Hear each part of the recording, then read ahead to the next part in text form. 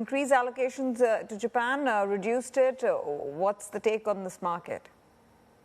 We've increased our allocation, but at the very short end, because right now it's really all about the short-term carry trade advantage that Japan is offering within our Japanese portfolios. Where we have a natural appetite for JGBs, our approach has been to buy sort of a barbell approach with the very long end, where it's less influenced by yield curve control. And we also think that the longer end out of the curve, there is technical support from buying base, such as the insurance companies. But in unconstrained global portfolios, we think that there will be a better opportunity to buy. It's just a matter of when, not if, when that policy pivot is likely to take place.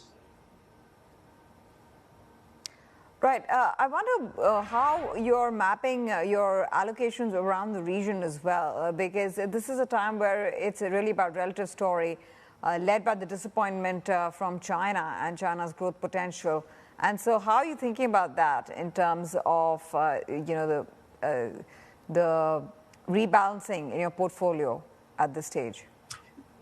Going back to the start of the year, I think what's important to think about how we're thinking about the region is how we were positioned a year ago. And a year ago, we were both short duration and concerned about credit risk. And our belief was that from a risk profile standpoint, U.S. was the safe haven. So our theme last year was about pivoting back toward the U.S. with respect to risk assets overall. But at the start of this year, that has reversed to not taking up big positions, but reweighting and becoming more global in nature. And that global in nature included, not only in Europe, but in emerging markets, including Asia.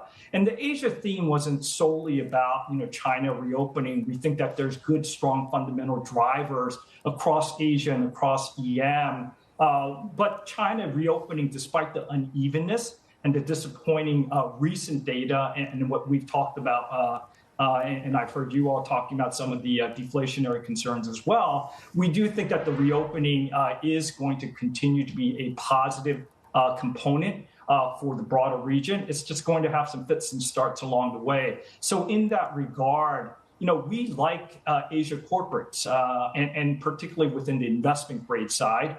We think the yields that we're receiving there, and we think the fundamental differential where if you think about, developed market versus emerging markets in Asia, that growth gap is going to be widening. Now, it's widening in part not because of absolutely stronger growth, but we're expecting deceleration of that growth within the U.S. and developed markets as central banks really put the brakes on those economies. Whereas in Asia and other parts of the world, we're going to be seeing stimulative actions, both from the fiscal side and from the monetary side more quickly.